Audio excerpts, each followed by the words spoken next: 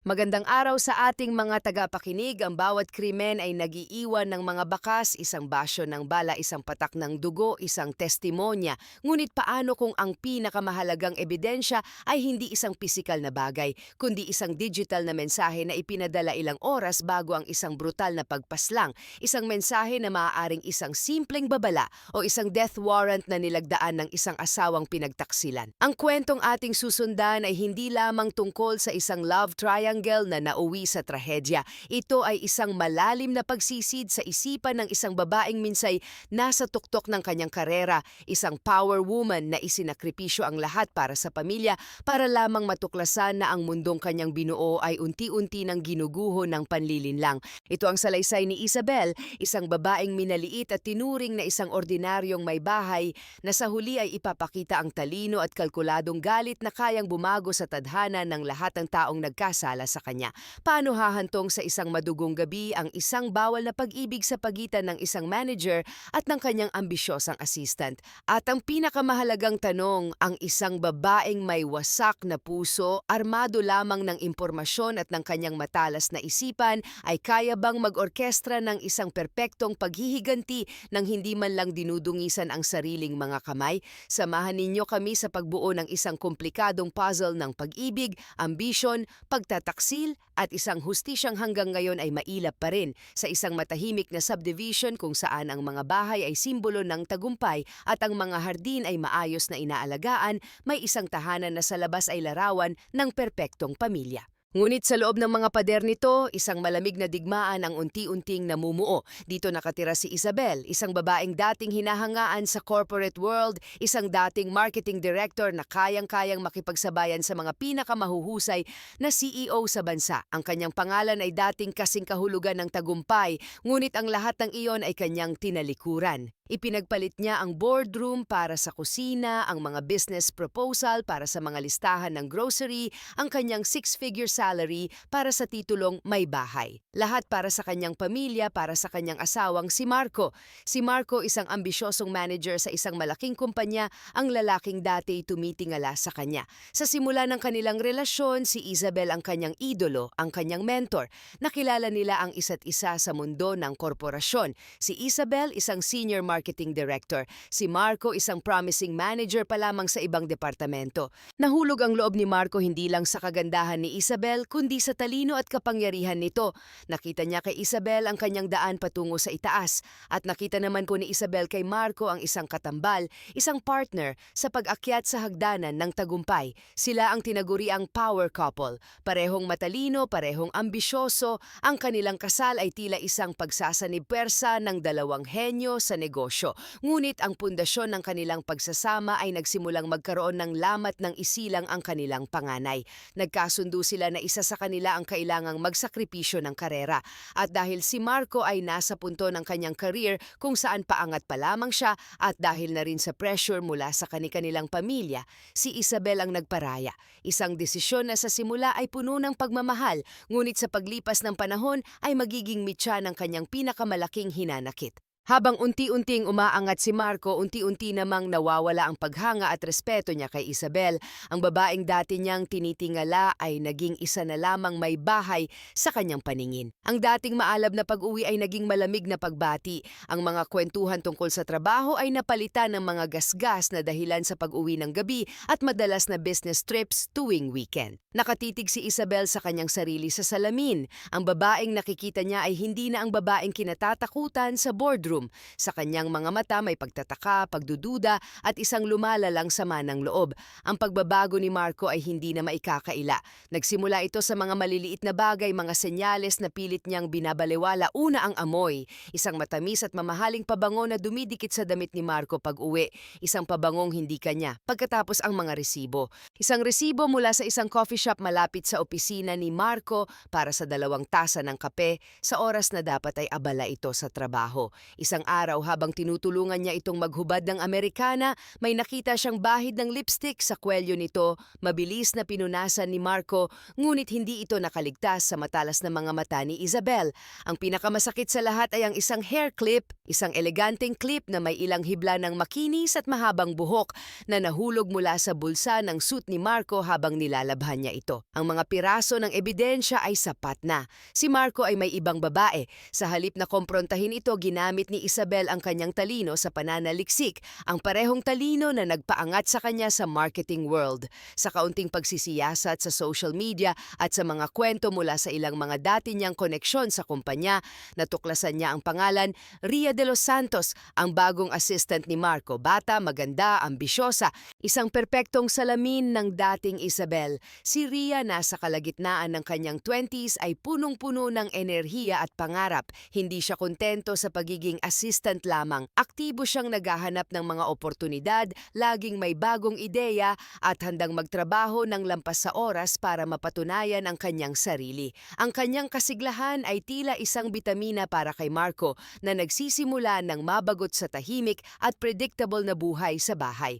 Si Ria ang nagdala ng excitement at panganib na matagal nang nawala sa relasyon nila ni Isabel. Sa una, sinubukan ni Isabel na bawiin ang kanyang asawa. Hindi niya ipinahalata ang kanyang nalalaman. Sa halip, mas naging sweet siya. Ipinagluto niya si Marco ng mga paborito nitong pagkain. Inaasikaso niya ang bawat pangangailangan nito. Umaasa siyang sa pamamagitan ng pagiging perpektong asawa, manunumbalik ang dating pagtingin ni Marco sa kanya. Ngunit ang puso ni Marco ay tila tuluyan ng nanlamig. Dahil dito, napilitan si Isabel na gumawa ng isang bagay na labag sa kanyang kalooban. Isang gabi habang mahimbing na natutulog si Marco, binuksan niya ang cellphone at laptop nito. Hindi kailanman naging ugali ni Isabel ang manghimasok, kaya't hindi na nag-abala si Marco na palitan ang kanyang mga password. Ang kanyang nakita ay parang libu-libong patalim na sabay-sabay tumusok sa kanyang puso. Sa cellphone, tumambad ang walang katapusang pagpapalitan ng matatamis na mensahe, mga plano para sa kanilang mga tagpuan, mga tawagan ng mahal at baby. Sa laptop, mas malala pa, mga litratong kuha sa iba't ibang lugar, sa isang beach resort, sa isang mamahaling restaurant, sa loob ng kotse, sa lahat ng larawan, masaya sila magkayakap, magkahalikan. Habang tinitingnan ni Isabel ang mga ebidensya, ang sakit ay unti-unting napalitan ng isang malamig at kalkuladong galit. Kinuha niya ang lahat ng impormasyon tungkol kay Ria, ang buong pangalan, ang contact number, ang mga social media accounts. Ang digmaan ay opisyal nang nagsimula. Gamit ang kanyang natuklasan, ginawa ni Isabel ang kanyang unang opensiba. Nagpadala siya ng isang pribadong mensahe kay Ria sa Facebook. Nagpakilala siya bilang asawa ni Marco at mahinahong nakiusap na kung maaari ay layuan na nito ang kanyang asawa para sa kapakanan ng kanilang mga anak. Umaasa siyang bilang isang edukadong babae, maiintindihan ni Ria ang kanyang pakiusap, ngunit mali ang kanyang inakala. Makalipas ang isang oras, nakatanggap siya ng reply. Walang salita. Isang litrato lamang, isang litrato ni Ria at Marco na masayang nakababad sa isang jacuzzi. Si Ria ay nakasandal sa dibdib ni Marco. Ilang sandali pa, sunod-sunod na mensahe ang pumasok, puro panlalait at insulto. Lusyang, boring, batang, amoy pawis na may bahay. Bawat salita ay isang dagok sa pagkatao ni Isabel. Doon napagtanto ni Isabel na ang kanyang kalaban ay hindi isang simpleng babaeng naligaw ng landas. Si Ria ay agresibo, walang delikadesa at tila nasisiyahan sa pagpapahirap sa kanya. Nagpatuloy ang banggayan sa mga sumunod na araw kung saan si Ria ang laging nangunguna sa pangiinsulto. Si Marco naman, na siyang punot dulo ng lahat, ay nanatiling tahimik at nagmamaang-maangan, hinahayaan ang dalawang babae na maglaban para sa kanya. Ngunit hindi alam ni Ria kung sino ang kanyang binabangga. Si Isabel ay hindi isang ordinaryong may bahay, siya ay isang estratehista. Isang babaeng sanay makipag-ugnayan sa mga pinakamalalaking pangalan sa industriya at ngayon gagamitin niya ang kanyang mga koneksyon. Nakipag-ugnayan siya sa isang matalik na kaibigan, isang mataas na opisyal sa Human Resources Department ng kumpanya kung saan nagtatrabaho sina Marco at Ria. Ibinahagi niya ang lahat, ang pagtataksil, ang mga ebidensya at ang magaspang na pag-uugali ni Ria. Ipinakita niya ang mga mensahe kung saan siya ay ininsulto at pinagtawanan. Sa tulong ng kanyang kaibigan, isang kaso ng unprofessional conduct at moral turpitude ang isinampa laban kay Ria. Sa loob lamang ng ilang linggo nagtagumpay si Isabel. Napatalsik sa trabaho ang kalaguyo ni Marco. Inobserbahan niya ang mga galaw ng kanyang asawa. Umaasa siyang ang pagkawala ni Ria sa opisina ay magiging simula ng pagtatapos ng kanilang relasyon. Ngunit muli nabigo siya. Tila walang nagbago, patuloy ang panlalamig ni Marco, ang gabi-gabing pag-uwi at ang mga biglaang lakad tuwing weekend. At si Ria sa halip na matakot ay mas lalo pang naging mapusok. Ngayong wala na siyang trabaho, mas marami na siyang oras para guluhin si Isabel. Panay ang padala niya ng mga mensahe at mga bago nilang litrato ni Marco. Bawat regalo, bawat date ay idinodokumento niya at ipinapadala kay Isabel. Minsan sinasadya pa niyang mag-iwan ng mga gamit pambabae sa bag ni Marco, isang hikaw, isang panyo para lalong saktan si Isabel. Sa kabila ng lahat ng ito nanatiling kalmado si Isabel sa panlabas. Ang gumawa ng iskandalo ay wala sa kanyang bokabularyo. Para sa kanya hindi niya kapantay si Ria, isang mababang uring babae na hindi dapat pag-aksayahan ng panahon. Ngunit sa loob-loob niya isang mas madilim na plano ang unti-unti nang nabubuo. Naging malinaw na sa kanya na hindi na niya kayang mabawi pa ang kanyang asawa sa pamamagitan ng pakiusap. Kinausap niya si Marco tungkol sa paghihiwalay, ngunit tila wala itong interes. Lagi niyang iniiba ang usapan na lalong nagpagulo sa isipan ni Isabel. Isang araw, isang hindi inaasahang pangyayari ang nagbigay daan sa susunod na yugto ng kanyang plano. Kinailangan nilang magtungo sa probinsya para sa burol ng kanyang tiyahin. Hindi sumama si Marco, idinahilan ang napakaraming trabaho.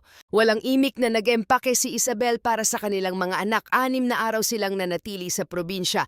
Dapat sana ay 7, ngunit sa ika-6 na gabi, isang malakas na kutob ang bumulong sa kanya na kailangan na niyang umuwi. Hindi niya sinabihan si Marco. Pagdating nila sa kanilang subdivision hating gabi na, tahimik niyang ipinarada ang kotse. Hindi siya bumusina. Dahan-dahan niyang binuksan ang gate na tila nakalimutang ikandado. Sa labas ng kanilang pinto, isang pares ng pambabaing tsinelas na hindi pamilyar sa kanya ang sumalubong sa kanyang paningin. Yelo ang dumaloy sa kanyang mga ugat. Tahimik niyang pinapasok ang 2 anak at sinabihan na dumiretso sa kanilang kwarto. "Huwag kayong lalabas kahit anong mangyari," bulong niya. May magnanakaw yata sa loob. Dahan-dahan niyang pinihit ang doorknob ng kanilang master's bedroom at doon tumambad sa kanya ang eksenang tuluyan nang pumatay sa anumang natitirang pagmamahal sa kanyang puso. Ang kanyang asawa at si Ria, magkayakap sa kanilang kama sa isang iglap na wala ang lahat ng kanyang pagpipigil. Dinampot niya ang isang mabigat na bote ng pabango mula sa kanyang dresser at walang pag-aalinlangang ibinato ito sa direksyon ni Ria, tumama sa ulo nito. Tumalsik ang dugo. Bago pa makakilos si Marco, mabilis na hinablot ni Isabel ang mahabang buhok ni Ria at kinaladkad ito palabas ng kwarto, palabas ng bahay, habang paulit-ulit na isinisigaw ang salitang "Magnanakaw, tulong, may magnanakaw." Ang mga sigaw ay gumising sa kanilang mga kapitbahay. Walang nagawa si Marco sa bilis ng mga pangyayari. Mula sa pinto, nakita niyang pinagkakaguluhan na ng mga tao si Ria sa kalsada, tinatadyakan at sinasabunutan. Si Isabel naman ay kalmadong nakatayo sa gilid, kausap na ang kapitan ng barangay. Maya-maya dumating ang mga pulis at dinakip ang duguan at umiiyak na si Ria. Sa presinto sa harap ng mga pulis, ipinakita ni Isabel ang isang di inaasahang awa. Inurong niya ang reklamo. "Naawa na po ako sa kanya," sabi niya sa pulis habang pinapangaralan si Ria na magbagong buhay na. Walang kaalam-alam ang mga pulis sa tunay na kwento. Si Ria na gulong-gulo at takot ay sinakyan na lamang ang mga pangyayari. Pag-uwi ni Isabel, nagpatuloy siya sa mga gawaing bahay na para bang walang nangyari. Ngunit sa tuwing magkakatinginan sila ni Marco, isang mapang-asar na ngiti ang kanyang ibinibigay. Isang ngingiti na nagsasabing, "Nasa akin ang huling halakhak." Matapos ang insidente, tila nagkaroon ng pagbabago. Naging maaga na ang pag-uwi ni Marco. Huminto na rin ang panggugulo ni Ria sa social media. Sa loob ng 2 linggo, umasa si Isabel na marahil ito na ang katapusan, na natutunan ng leksyon ang kanyang asawa. Ngunit ang kapayapaan ay panandalian lamang. Isang gabi, isang mensahe na naman ang pumasok sa telepono ni Isabel galing kay Ria. "Magsa-celebrate kami ng anniversary namin ni Marco sa Sabado. 1 year na kami." Doon napagtanto ni Isabel Isabel na 1 taon na pala siyang niloloko. 1 taon ng kasinungalingan, 1 taon ng pagtataksil. Sa sandaling iyon, isang bagay sa loob niya ang tuluyang nabali. Hindi na galit ang kanyang naramdaman, kundi isang tiyak na desisyon. Kalmado siyang nag-reply, "Enjoy the moment dahil baka last na yan." Umaga ng Sabado, habang nag-aagahan, sinabi ni Isabel na gusto niyang mamasyal sa Tagaytay kasama ang mga bata. Isang family bonding, tumanggi si Marco. May mahalaga raw siyang lakad kasama ang kanyang team sa opisina, matagal nang nakaplano. Hindi umimik si Isabel, ngumiti lamang ito, isang ngingiting nagpadala ng kaba sa dibdib ni Marco. Kilala niya ang kanyang asawa, tahimik ngunit matalino, isang natural na leader na hindi basta-basta nagpapatalo. Bandang 3:00 ng hapon, umalis si Marco, nagkita sila ni Ria sa isang mall, naglakad-lakad, nagkwentuhan na para bang sabik na sabik sa isa't isa. Matapos mamasyal at maghapunan sa isang romantic na restaurant, dumiretso sila sa isang motel. Doon sinamantala nila ang mga nakaw na sandali. Bago umalis, inaya ni Marco si Ria na muling magkita kinabukasan. Ang hindi alam ni Ria, iyon na pala ang huling gabi ng kanilang relasyon. Sa loob ng 2 linggong hindi nila pagkikita, napag-isip-isip ni Marco na mas matimbang pa rin ang kanyang pamilya. Balak na sana niyang tapusin ang lahat, ngunit naunahan siya ng tadhana. Sa paglabas nila sa pintuan ng motel, hawak kamay at nakangiti, biglang nabasag ang katahimikan ng gabi. Isang malakas na putok ng baril ang umalingaw-ngaw. Kasunod nito, naramdaman ni Marco ang pagbigat ng kamay ni Ria bago ito tuluyang bumitiw. Lumingon siya at doon niya nakita ang isang bangungot. Si Ria nakabulagta sa sementadong sahig, unti-unting nababahira ng sarili niyang dugo. Agad siyang dinala sa ospital, ngunit idineklarang dead on arrival. Sa investigasyon, si Marco ang unang suspect, ngunit mabilis itong naalis sa listahan. Ayon sa mga testigo, isang motorsiklo na may isang angkas ang pabalik-balik sa lugar. Nang lumabas sina Marco at Ria, dito pinaputukan ng angkas si Ria. Akma pa sanang babarilin din si Marco, ngunit dahil sa pagdagsa ng mga tao, mabilis silang tumakas. Walang plate number ang motor at parehong naka-helmet at maskara ang mga salarin. Agad na ipinatawag si Isabel. Sa puntong iyon, siya ang may pinakamalinaw na motibo. Inaasahan ng mga investigador na isang galit at palaban na babae ang kanilang haharapin, ngunit ang dumating ay isang napakalumanay na Isabel, tila hindi makabasag pinggan. Nang ipakita sa kanya ang mensaheng, "Enjoy the moment dahil baka last na yan," kalmado niya itong ipinaliwanag. "Sinabi ko lang po yan dahil sa sobrang pagkainis ko, ayaw niya po akong tigilan sa panggugulo." Bagamat walang sapat na ebidensyang direktang nag-uugnay sa kanya sa krimen, isang pangalan ang lumitaw mula mismo sa kanyang salaysay. Isang pangalan na babago sa takbo ng buong investigasyon. Noong sinasaliksik ko po ang pagkatao ni Ria, paliwanag ni Isabel sa mga pulis, nadiskubre ko po na mayroon pa siyang ibang nobyo. Ang pangalan niya ay Leonard Basig. Ayon kay Isabel, kinontak niya si Leonard gamit ang isang dummy account para isumbong ang pagiging two-timer ng nobya nito, at inamin din niya ang isang kritikal na bagay. "Ako po ang nagsabi kay Leonard tungkol sa pagkikita ni Ria at ng asawa ko noong gabing iyon. Sinabi ko po ang oras, ang lugar, pati na ang pangalan ng motel. Ang mga detalyeng ito, ayon kay Isabel, ay galing mismo kay Ria na laging nagpapadala sa kanya ng updates ng kanilang date para lalo siyang inggitin." Ginamit ni Isabel ang sariling pang-aasar ni Ria laban dito. Ang kanyang pinakamalakas na armas ay impormasyon. Biglang nag-iba ang direksyon ng kaso. Ang pangunahing person of interest ay si Leonard Basig na ngayon. Ngunit si Leonard ay hindi na matagpuan. Naglaho na parang bula dahil walang sapat na ebidensya na makapag-uugnay kay Isabel sa mga gunman, at dahil sa pagtatago ni Leonard, naabsuelto si Isabel sa kaso. Hindi nabigyan ng hustisya ang pagkamatay ni Ria. Ito ay naging isang cold case. Para sa pamilya ni Ria, si Isabel ang may kasalanan. Para naman sa marami, iyon ay isang karapat-dapat na karma.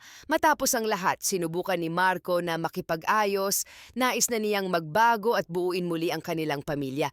Ngunit huli na ang lahat. Ang babaeng minsan niyang minahal at binalewala ay hindi na ang babaeng kaya niyang bawiin. Nagpasya si Isabel na tuluyan ng humiwalay. Sa tulong ng kanyang pamilya, nilisan nila ang bahay na dati kanilang tahanan. Lumipat sila sa isang condominium. At si Isabel, na parang isang phoenix na muling nabuhay nagsimula sa abo ay bumalik sa mundo kung saan siya tunay na reyna. Nag-apply siya bilang marketing director sa isang bagong kumpanya at agad na natanggap. Muli niyang binuo ang kanyang buhay at ang kanyang karera.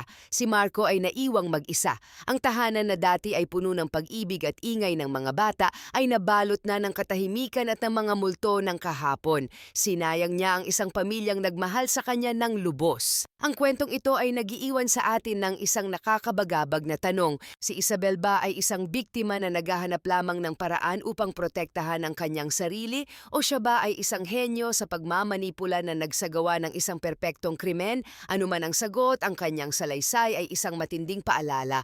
Huwag na huwag mong mamaliitin ang isang babaeng tila tahimik at talunan dahil sa likod ng kanyang katahimikan, maaaring nag-aabang ang isang isipang mas matalas at mas mapanganib kaysa sa anumang patalim.